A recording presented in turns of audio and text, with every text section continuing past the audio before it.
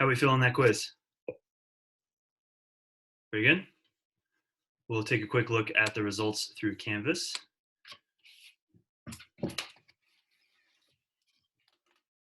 First question was about which of the following is true about gravitational constant. Almost all of you understood that it is that they're all correct. Some of you went with that it's an extremely small number. That is true, but it also shows you that gravity is a very weak force. That's why you need to have such large masses, like planet-sized, to get gravity to act on objects in a significant way, and it does bring newtons into the equation. What is your vestibular sense? Again, it is your body orientation, which I know is a weird thing to think about, but it's, whether you're standing up, lying down, if you're upside down, you have a sense of that. And sort of interesting to think about why we have that, from an evolutionary standpoint, like what's the value in knowing our body position? Does anyone want to guess what our ancestors, the organisms we evolved from, what were they very good at doing? What were they going up into to get food and things like that? Trees. Yeah, we're good climbers. And so it's being aware of your body position, whether you're hanging upside down or especially if you're falling, right? If sudden acceleration, being sensitive to that then was an advantage, right? We were able to respond a little more quickly, balance better, that sort of thing. So I think that's where that vestibular sense and those organs come from. Good. All right. Almost everyone again also understood that this is this idea of support force, which I know is a weird thing to think about, but again, you weigh on the earth and the earth weighs on you, right? You are sitting on the chair, you are weighing on the chair, but the chair is also weighing on you. And so if things start to move, like if you're in an elevator that is going upwards, there's more support force on your feet, so you are weighing down a little harder on that elevator. You're going to feel heavier, you have higher mass. If the elevator is going downwards, then you are falling with it. There's less support force under your feet, so you are going to feel lighter. If you've ever been in like an 80-floor building before, and been in an elevator that actually accelerates pretty significantly, you can really feel that, right? You can feel going up or going down, being heavier or lighter. This was a harder question, and again, I can see class was kind of divided. The ISS, what do they not have? So they are experiencing gravity, right? You can never escape gravity. It's just that they are experiencing a significantly smaller portion of gravity, but that's not actually why they have the apparent weightlessness, right? It's because they are falling around the planet along with the space station. So what they're lacking is the support force, right? We talked about how astronauts, when they go to bed, their head is not impressing on the pillow. An astronaut could work out on a stationary bike for like 2 hours. Their butt won't be sore from the bike seat because they're not weighing on it. There's no support force, nothing counteracting. Everything's in free fall for them. And then why hasn't the Leaning Tower of Pisa toppled over? Well, I mean, the main reason is because they make so much money off of people coming to see it, so they don't want it to fall over. But it is because they have kept it at such an angle that its center of gravity does not extend beyond its base. In other words, where it's attached to the ground is still supporting most of the weight above it, right? It's just like a person leaning just far enough over that you're not going to fall. You still have most of your weight on your feet, right? If we started to lean a little bit further where the center of gravity, then it went past where our feet are and our base, then you would fall over. They don't often show this in pictures, but they do sometimes put in a counterweight on the leaning tower to make sure it doesn't lean over too far. So I can see how that threw off some people, saying that there's a center of gravity since behind it counteracting the lean. That's not actually what's happening. There's a good diagram in the reading about that. So. All right, any questions or anything about that? All right, our goal today is just to review things from that chapter.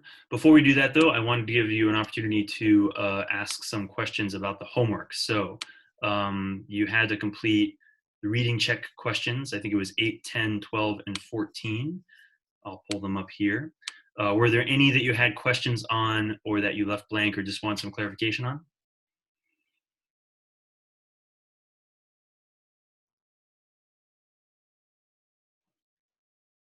All right, looks like everyone's feeling good on 12 and 14 in particular. Those are ones I've gotten questions on before, but we'll review some of this stuff too as we get into it. So great. Okay, so I'm going to use some slides, just 7 of them, keep it short, to review key things from the chapter. So feel free to jump in with questions if you have them. Just remember to unmute yourself, and I'll toss a few questions out too. So please unmute yourself so you can answer them if you feel up to it. So we've already touched on some of the stuff from chapter 5.5. I'm going to go into a little more detail about the ear structure, though you don't have to know the full anatomy. And we'll talk about weight, weightlessness, and stability. I like this diagram over here. It gets at that do now question, the idea of support force. Again, I know this is weird, but everything has, there's two opposite forces always acting on stuff, right? When you stand on a bathroom scale, you've got your weight due to gravity, and then the scale is measuring that by also having the support force coming up from the ground, right?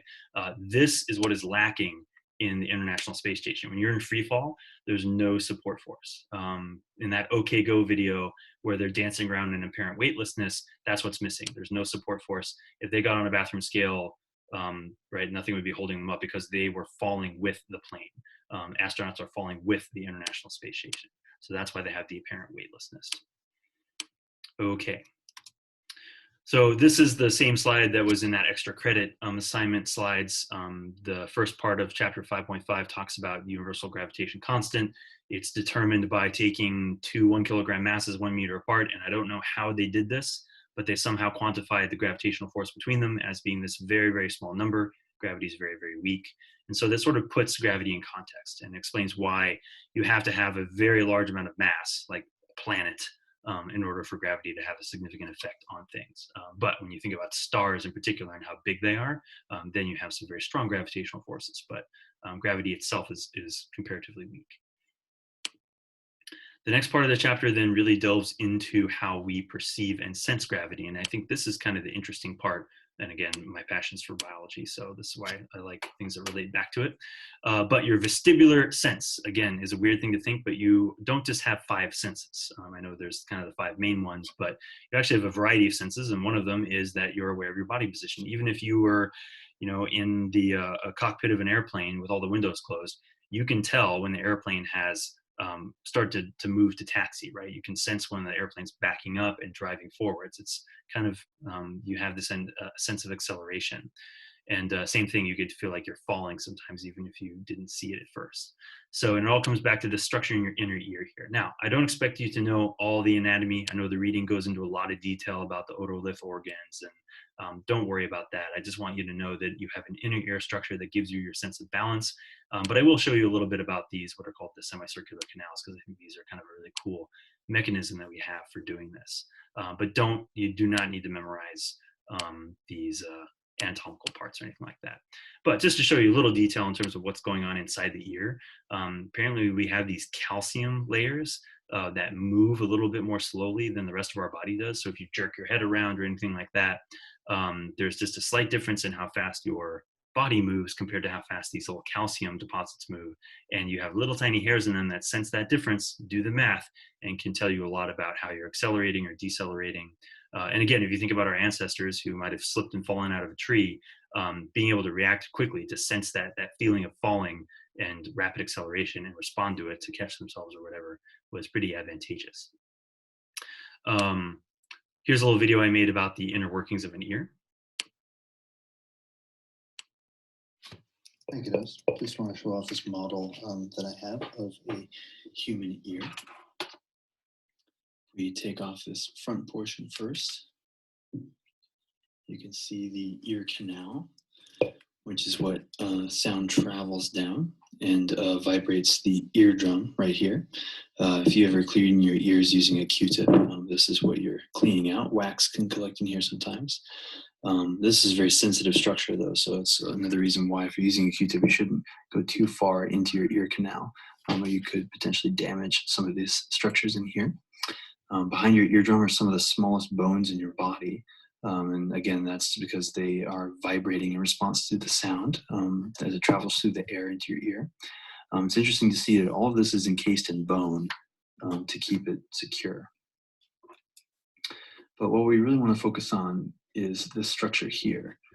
These are called the semicircular canals.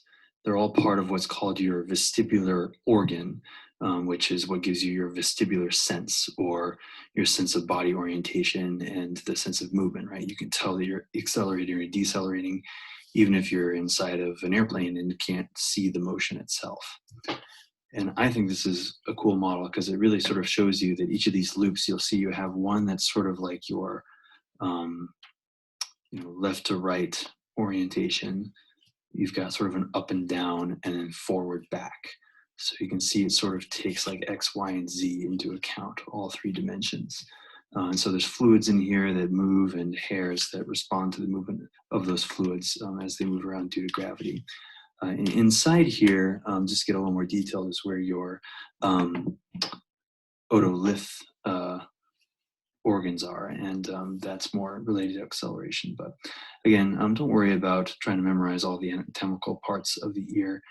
I think it's more just understanding that that is what gives you your sense of balance in your inner ear structure. That's all you really need to remember. So I like that model because it really shows in particular, I think it's just so cool how those little semicircular canals developed, and you've literally got one that's sort of like planar, vertical, horizontal, and then you've got the XYZ direction. It's one of those things where like, yeah, I can see how some people initially when they started exploring the human body were like, oh, this has been designed this way because it seems so specific. How did this evolve? But I'd be curious to see what it looks like in the primates and some of our more early ancestors too. I'm sure it's pretty similar. Pretty cool feature. All right, that's it for 5.5. 5.6 then talks about weight and weightlessness. We explored a lot of this in the quiz. They have this confusing term mg, and I don't know about you guys, but what measurement unit comes to mind when you hear mg? Milligrams. Yeah, that's where my mind went. But apparently it's not. It is mass due to accelerate. It's mass times acceleration due to gravity, which is essentially what weight is, right? It's it's gravity acting on your body. And so if we consider normal weight to be that, your mg, then that can change again with this idea of support force, right? That if you're in an elevator going upwards, the elevator is sort of pushing you up, right? And so since there's more force underneath your feet, you're going to feel heavier going down, right? Same thing if the elevator is going downwards, you're going to feel a little bit lighter because now there's less support force underneath your feet. And if the elevator were in free fall, you would be experiencing zero weight, or what we call weightlessness. And that's what was going on in that OK Go video that we watched. I know they said that they were in zero gravity, that gravity came back and then gravity went away. That's not actually true. They were experiencing the same amount of gravity the entire time. It's just that the airplane they were in threw them in the air, and then they were in free fall with the plane, right? So the plane's falling and they're falling inside of the plane, and then they're able to bounce around. That's what we call weightlessness, or no apparent weight. So I think it's a good distinction, something I think a lot of people misunderstand sometimes. Chapter 5.6 ends talking about center of gravity, which is exactly what it sounds like. It's the exact point of an object's average center of weight. In other words, every object has like a balance point. You could put it on that point and it should evenly balance. Everything is equal or the same. And that's what provides your stability, is by keeping your center of gravity over what's called the base, which is where you make contact with the ground. And so I think the human body is kind of interesting because we've got 2 feet that we tend to stand on. And so you can see that if a person's just standing, their center of gravity is always within where their feet are. Even if your feet are held together, you can see here's the center of gravity, and you'll see it's right above the feet. Even if you're standing on 1 foot, doesn't quite line up perfectly, but you can see that it sort of lines up right there with that foot there. And in a stretch, again, it's always centered to where that is. And this explains why when you're on unstable ground, like on a boat that's rocking back and forth, our response is to spread our feet apart, which gives you a wider base. And so even as the boat is sloshing and you're moving and your center of gravity is changing, it's still going to stay above your 2 feet. And so you're stable, you're not going to fall over. The reason you trip and fall when your foot hits a root or something is because your feet have stopped, but your center of gravity continues forward, and then you fall over because it's exceeded that. And that's what that question about the Leaning Tower of Pisa was getting at. We're going to do a little activity today related to this as well. All right, that's all I have for you on that. Any questions on 5.5, 5.6? All right, let's explore this idea of stability and balance. The activity we're going to do, as usual, is going to be a little flip grid post challenge. This one's going to be a little harder, I think, than the ones we've done in the past. But I'll show you a little demonstration video and then let you go to do it.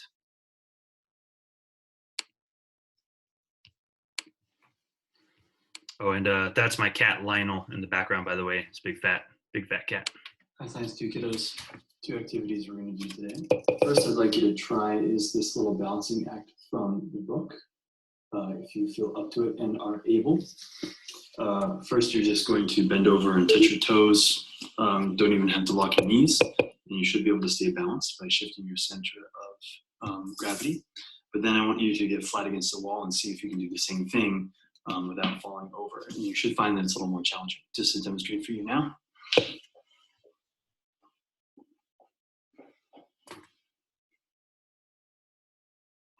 Just like normal, that's nice and easy, but I'm gonna get flat up against the wall here and try to do the same thing.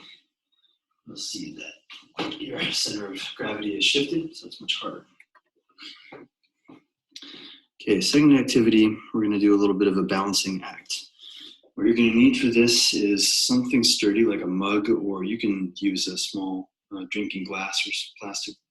I think a glass, you want something that's heavy and stable. So I would probably avoid plastic. A mug or a drinking glass would be good. You'll need 2 identical forks. It's important that they are exactly the same because these are what we need to balance. So if you don't have metal forks available, maybe see if you can track down some plastic ones. And you'll need something like a toothpick.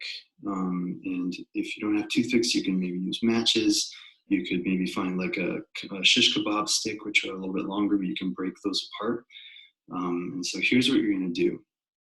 The first thing you need to do is you need to lock together the 2 forks. And this is gonna be kind of challenging, so you need to get your thumbs involved. But what you wanna do is intertwine them like so. And again, use your thumbs to really make sure that they kind of lock in with each other. And you should end up with something like that you can then balance and find the center of weight. Do the same thing with the metal ones. This is a little trickier. I have forks that only have 3 tines. But if we get, usually if I use my thumbs, I'm able to get them to lock in. So there you go. We'll see if that holds. And then you want to hold it so that you've found its center of gravity, right? You can see that it's balanced now. And here's the challenge. What I want to do now is balance it on the mug with a toothpick. And so you want to sort of turn it sideways and insert the wooden toothpick right in the middle. And you might have to jam it in a little bit if the tines are close together. And then you want to rest the whole structure on the edge of the mug so that it balances. And really the first trick is just getting the forks to sort of stay in place, and then find that center of mass so that the whole thing sits very close. There you go. So that's what you're going for right there. You can see that the forks are sort of magically suspended by the single toothpick. And that's because, again, the center of gravity is right where you're looking at the edge of the mug, where the toothpick is. And the reason for that, why it looks so crazy, is because most of the weight is actually in the handles of the forks on either side. You might have seen some toys. They often make them in the form of a bird with its wings spread, and you can balance it on the edge of a table on its beak. It works in a very similar fashion. So it's a bit of a challenge, but see if you can film yourself doing that. It might take multiple takes. You might need to practice a few times to get it right, but then see if you can document yourself doing that and post it to Flipgrid.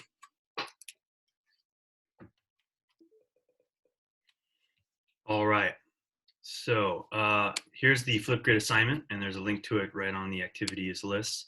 I have a brief description, again, of what you need to do if you don't want to watch the whole video again. But try that balancing act. Bend over, touch your toes, and then try it against the wall. I have heard that girls are much better at doing this than guys. That the female body has a slightly lower center of gravity. So some of the girls might be able to actually stay stable even though you fight against the wall, whereas guys were like hopeless, or their shoulders are too big apparently, or something like that. So but give it a try. And then, 2 forks, preferably identical, lock them together. Sometimes some kids have had a hard time actually then inserting the toothpick or the kebab stick or whatever. So you might want to, again, lock them together in such a way that you do have some room where you can wedge something in the middle. Get creative. If you don't have toothpicks, you can use matches. You can use needles, maybe even like sewing needles might work. Just make sure not to poke yourself. But I'll be here listening. Let me know if you have trouble with it. I'll give us about 15 minutes You don't have to have the video done in those 15 minutes. I recommend just getting the materials and trying it and see if it'll work. This doesn't have to work, right? Just film yourself attempting it. It's okay. I don't want you to spend like an hour trying to make this work. It's not worth the time. But unless you're like really feeling challenged by it, go for it. But otherwise, let's just meet back here at 11:15. And if you can get the video made within that time, great. If not, it'll just roll over into homework. So I'll be here listening if you need help with anything or have questions. So go for it. See you back here at 11:15. But again, please don't waste too much time on this. Like if it didn't work, it's okay. Point was just try it for fun. Don't like spend an hour trying to get it to work unless you're like really dedicated to it. But I don't expect you to do that. So Keone? Oh yeah. Tammy just wanted me to let you know that his Wi-Fi cut out. Oh, okay. Yep. Yeah, I know he's had connection problems. So yeah, let him know that he can just keep working his way through the tasks on Canvas. Like we're just gonna keep going with that as well. So all right. Any other questions or comments on this activity? All right, I want to spend this last part of class then talking about what you should have received an email about. Does anyone know what's due next Tuesday on the 14th? Course selections. Course registration. Yep, course selection. So I want to just use a presentation to walk you through this initially, and then we can kind of chat about your options. So have people thought about this a little bit yet? You guys are the first generation still to kind of go through these new science courses. So you did PSI, now you're doing Science 2, and so now you're the first generation of juniors who are going to sign up for these semester courses, we used to call them electives. They used to only be open to seniors. Now they're open to both seniors and juniors. So, and we want students even students who aren't coming back next year or anything like that, you still need to go through this process. So you just need to pick courses and do it so that we're all doing this together. Alrighty, so I made a video of this earlier. You can watch that separately as well, but I'll just go through the slides. Feel free to jump in if you have questions at any time. Ask me to slow down, whatever, and I'll check in with you periodically. So I'm going to be the one who signs you up for your science class. What I'm going to do is we'll meet individually. I'll use some class time in our next class to do this, and we can also set up meeting times if you want at any point that works for you. And I'm going to pull up Slate, and this is what I'll see. So right here on the right side, these are your options. And so my goal today is to talk through each of these, what the prerequisites are, what I recommend, and what I don't recommend for all of you. So first of all, you have tons of resources available to you. Please check out the curriculum guide. I know it's kind of intimidating. It's this kind of weird looking digital book that you have to like upload and flip through. But there's tons of good resources here. Just to like really skip ahead, science starts on page 44. So when you're considering your science courses, that's where you should go, right after the math section. There's a very handsome gentleman pictured up here in the upper right corner. And again, all the descriptions are here and the different requirements, but this is what I'm going to kind of try to give you just a very brief summary of today, because I know that's a lot of information for you. Prerequisites are also available here. These are all links you can click on for your planning. You might want to think about what you want to take your senior year, because that'll govern what you take your junior year. And again, you're not new to this. I think one of the best things you can do is talk to older students who've taken these courses before, talk to the faculty members. That's the best way to get information and help you to make decisions. The graduation requirement in science at Stevenson right now, we do our best to match the UC system, the University of California. And so you have completed PSI or the equivalent of it. You are now taking Science 2. You're all on track to pass just fine. And so your only other requirement is one further year of a lab science, which means it's a science course that has a hands-on laboratory component to it that is recognized by the University of California system. And that's it. So technically, if you didn't want to take a science during your senior year, you are welcome to do that, right? Once you've got science out of the way as a junior. However, I know some kids think, oh, great, I can skip science as a junior and then I'll finish up my senior year. I do not recommend doing that. If you're not a science person, you don't want to be trapped in a science course your senior year that you have to pass in order to graduate. So you should all sign up for a science course next year. And then if you're not a science person, you have it out of the way, you can double up on whatever you're passionate about during your senior year. Any questions on that so far? All right. Okay, so now I'm just going to very quickly dive into the course descriptions and take you through the what's being offered. So It's kind of exciting. We're offering what are called science semester courses. This first one right up here, this is what most of you, I'm hoping, will sign up for. Most kids coming out of Science 2 and Science 2 honors are going to take these courses. They're single semester, so some are offered in the fall, some are offered in the spring semester, and they're specific subjects in biology, chemistry, environmental science, and physics. And so it's whatever you're interested in taking. You could take these both your junior year and senior year. You can double up on them if you really want to. So you could potentially take 2 of these in the fall, 2 of these in the spring. So you'll be getting 4 courses out of the way. They only count as the 2 credits though.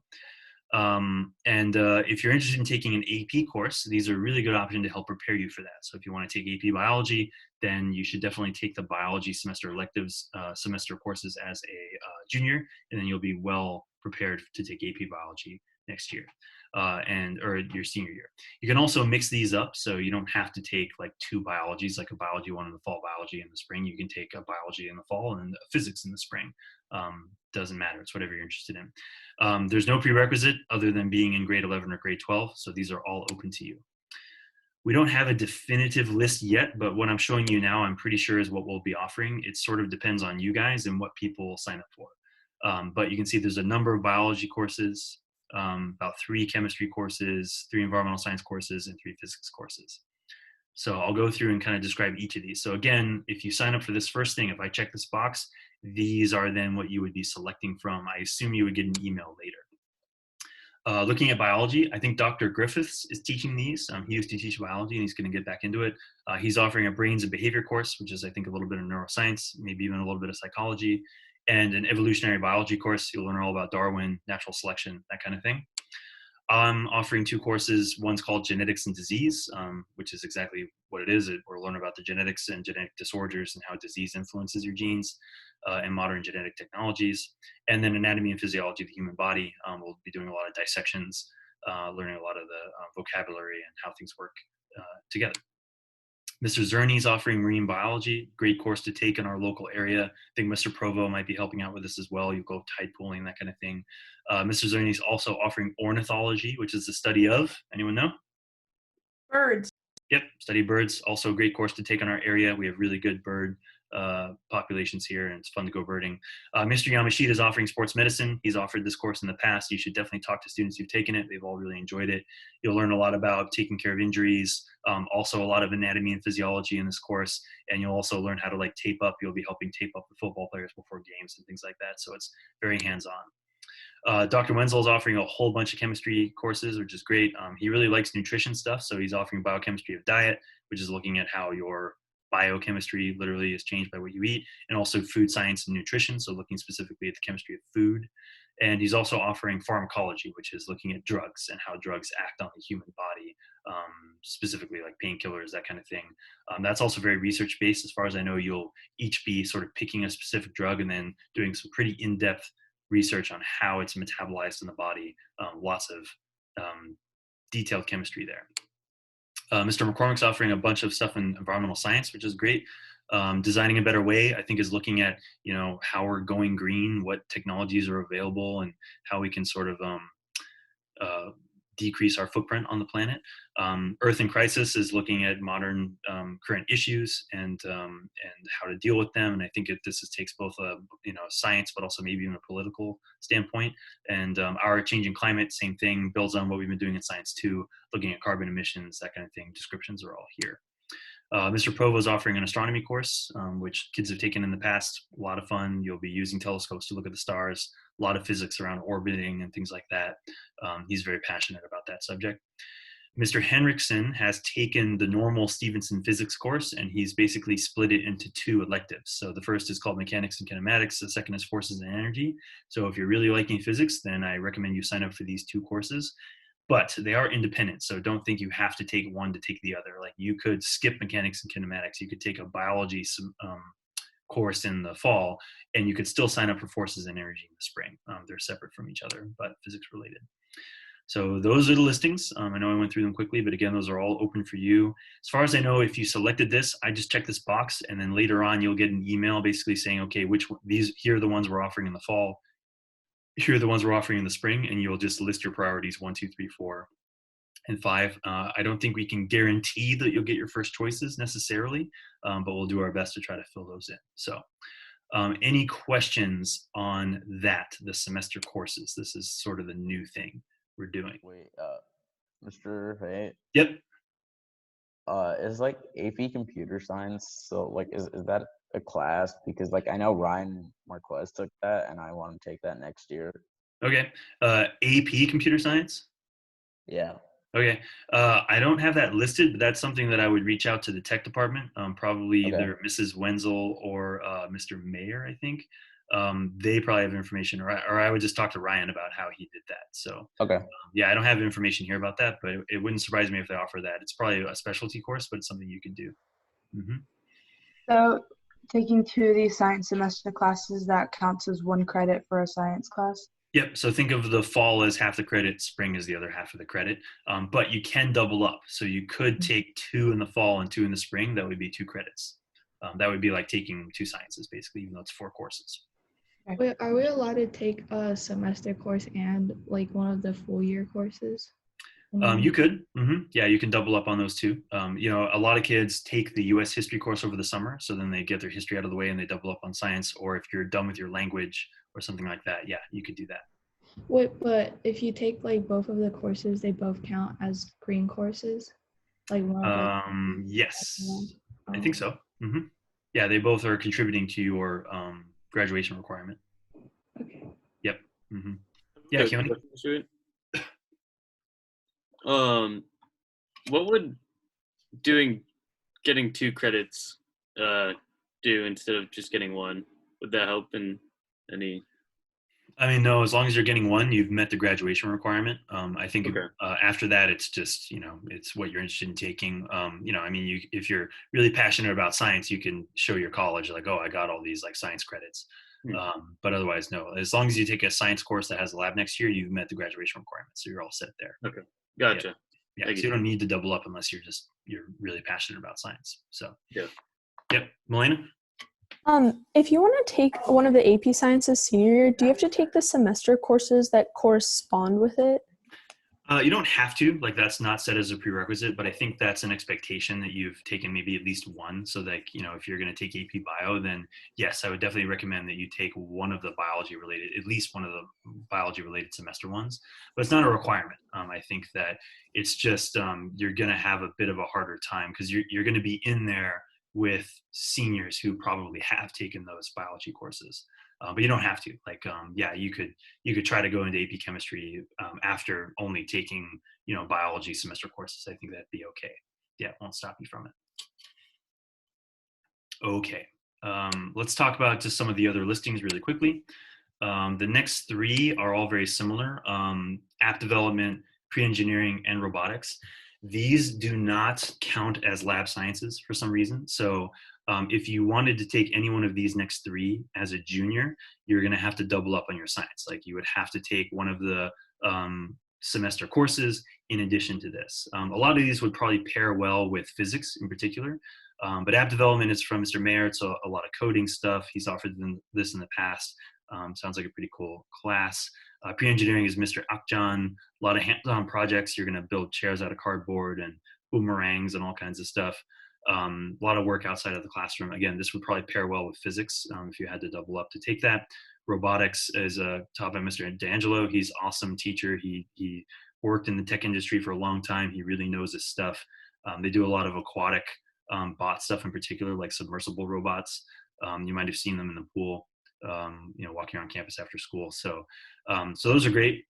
But again, if you wanted to take any of those 3 next year, you're going to have to double up your sciences. However, if you waited till your senior year, then that's not a problem. Because you can see the prerequisite is that to qualify, a student must successfully complete 3 years of lab science or simultaneously be enrolled. But you could senior year then, assuming you've gotten your 3 courses out of the way, you could take any one of these just by itself. No problem. Okay, I know this is a little weird, but the following courses I'm actually going to discourage for you guys. These are more advanced courses that are going to have more seniors in them than juniors and are going to be pretty intense. And I think that there are some of you who could maybe qualify for these if you're feeling really passionate about it. It will be extremely challenging. I don't know how much you would take from it because it's going to be a lot. Physics Honors is just a more advanced physics course. Again, if you're interested in physics, my first recommendation would be Mr. Henriksen's semester courses, because that's the usual physics course. But if you're really passionate about it, we can talk to Dr. Koenig, who I think teaches this. It's algebra based. This actually used to be an AP course. It was called AP Physics B. They did away with that exam, but they've kept the course. They just call it honors. AP Biology, very similar. It's extremely intense, fast-paced, lots of content. Mr. Zerny is going to assume that you have a good understanding of certain things. And so I would recommend, if you want to take AP Biology, aim for it your senior year and take the biology-related semester courses to help prepare you for this. Same thing with AP Chemistry. Dr. Wenzel, you can talk to students who have taken his course before. It's a great course, but it's very intense, a lot of lab work. Environmental Science is taught by Mr. McCormick. Again, he's offering semester electives that are also environmental science themed. So if you're thinking about AP ES, then maybe take those semester courses as a junior, and then you can sign up for APES as a senior. And same thing with AP Physics C. I would definitely focus on, take Mr. Akjan's, or I don't know if he's offering any of the actual elective courses, but you can take some of the physics related semester courses that'll prepare you well for taking AP Physics C. There's also a certain math requirement here. You have to have taken AP Calculus or take that simultaneously to get into AP Physics C. So again, those are advanced courses. I discourage those as your junior year. Those should be your goal for senior year. The last two, you can do research project if there's something you're really passionate about. These are the kids who go on to the science fairs. Doesn't count as a lab component though. It's not recognized by the UC system. So this is something you'd have to double up on if you wanted to do it your junior year, next year.